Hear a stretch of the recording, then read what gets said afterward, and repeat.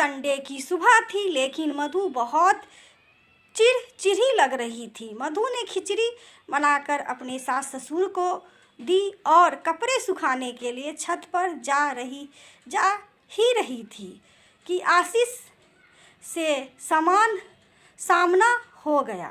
आशीष, मैं अब तंग आ चुकी हूँ, नहीं होती है अब मुझे तुम्हारी मम्मी और पापा की सेवा।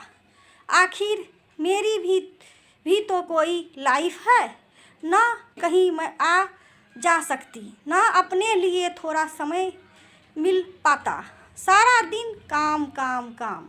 मधु अपने पति आशीष से आज झगड़ते मूड में थी। मधु यार, मम्मी भी कहाँ तुमसे अपनी सेवा करवा के खुश है, वे तो उनकी मजबूरी है। जब मम्मी ठीक थी तब सारा काम खुद ही करती थी, कभी शिकायत नहीं करती थी। आशीष ने मधु को समझाते हुए कहा। मधु की सास माँ कूल्हे की हड्डी टूटने की वजह से 6 महीने से बिस्तर पर थी। ससुर जी भी चिंता के कारण शारीरिक रूप से कमज़ोर हो गए थे। उनका सारा काम मधु को ही करना पड़ता था। हाँ हाँ हाँ, तुम्हें कुछ करना नहीं पड़ता है ना, इसलिए तुम कहते हो। मेरी जगह अगर तुम होते ना, तब तुम्हें पता चलता। कहते हुए वे छत पर जाने लगी। ऐसा नहीं था कि मधु दिल की बुरी थी, लेकिन जब सारे घर की जिम्मेवारी एक कंधे पर पड़ती है तो घुटन महसूस होना स्वाभाविक है। मधु ने छत पर तो जाने वाली सबसे ऊपर वाली सीढ़ी पर पैर रखा ही था कि उसका पैर फिसल गया। 1 मिनट को जैसे उसकी धड़कनें ही रुक गई। किस्मत से सीढ़ियों पर लगी रेलिंग उसके हाथ में आ गई और वे संभल गई। उसके मन में बस एक ही विचार कौन था, हे भगवान, अगर मैं गिर जाती तो जहाँ आज सास ससुर माँ, वहाँ मैं होती। फिर हर चीज़ के लिए मुझे भी दूसरों पर आश्रित रहना पड़ता।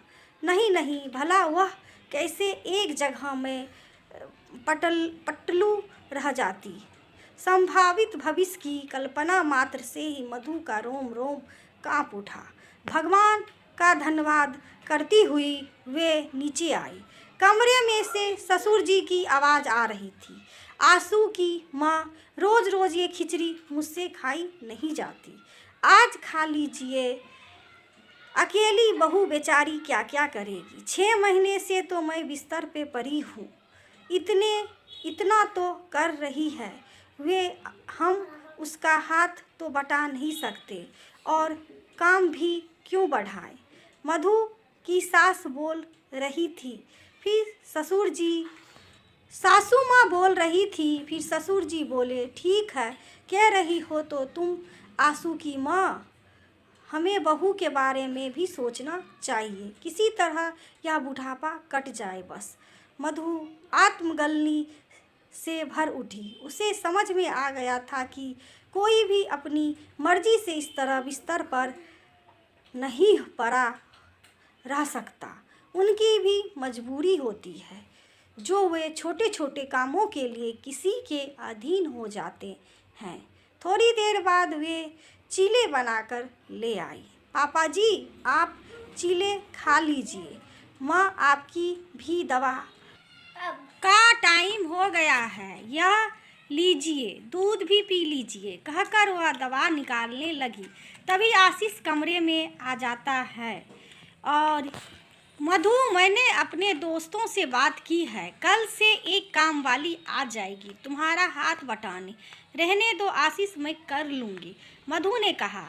मधु की सासू माँ बोली, आ जाने दो बहू, तुम्हारी भी थोड़ा सहारा मिल जाएगा। अगर तुम बीमार हो गई तो हमारा बुढ़ापा का सहारा ही छिन जाएगा।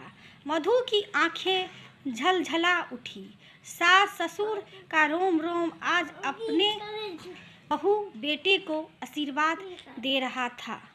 दोस्तों ये कहानी आप सभी को कैसे लगी? यदि अच्छी लगी हो तो लाइक सब्सक्राइब शेयर ज़रूर करिए दोस्तों। वीडियो देखने के लिए आप सभी दोस्तों का धन्यवाद। थैंक यू दोस्तों।